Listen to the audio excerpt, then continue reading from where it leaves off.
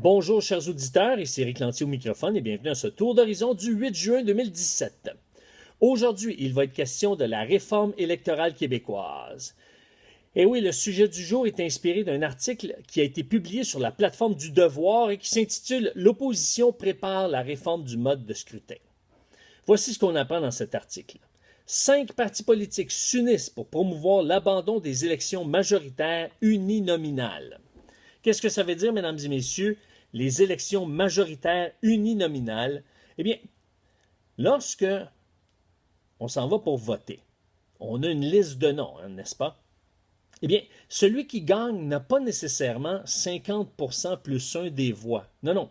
Celui qui gagne a tout simplement plus de voix que les autres. En d'autres mots, s'il gagne par 2 voix de plus que celui qui est le plus près de lui, eh bien, il gagne, ou même par 1 voix. Ça veut dire que c'est celui qui a le plus grand nombre de votes, qui a le plus grand nombre d'appuis, qui devient le représentant du comté ou ce qu'on appelle le député, ici au Québec.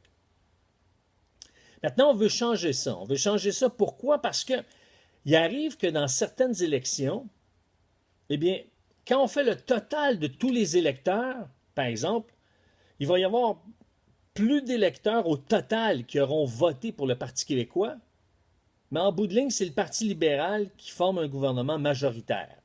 Alors, et vice-versa. Ça peut être le contraire aussi. Dans l'histoire, on voit les deux scénarios. Mais ce qui arrive, c'est qu'on se dit non, on va avoir une plus juste représentativité.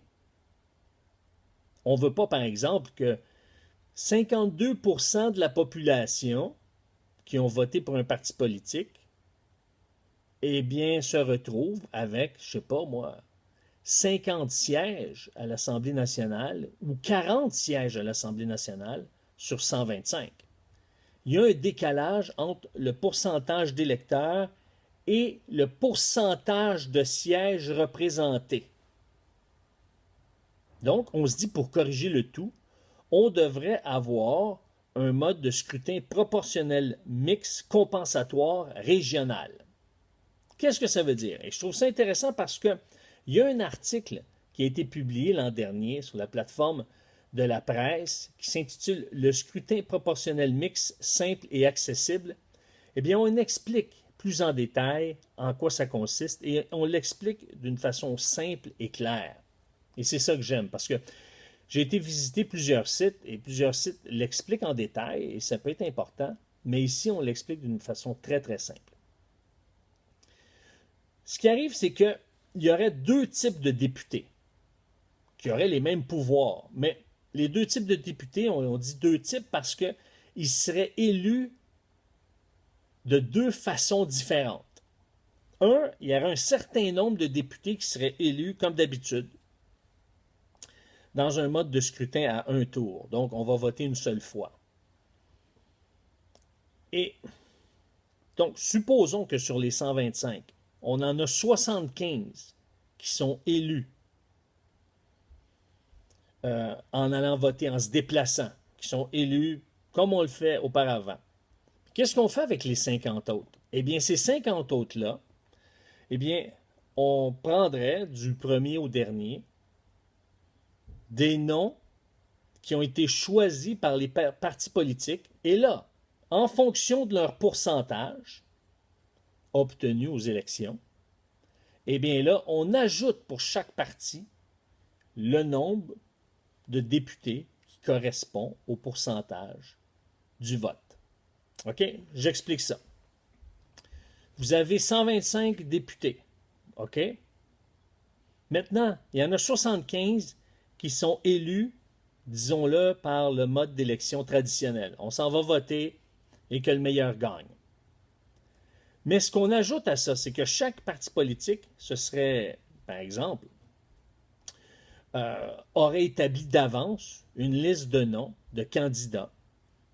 Et là, par exemple, si le plus haut score, c'est 30%, d'accord? Supposons que le parti de la CAQ a eu 30% des voix, et donc 30% de 50, c'est 15. D'accord? Donc, on ajouterait 15 députés à la CAQ.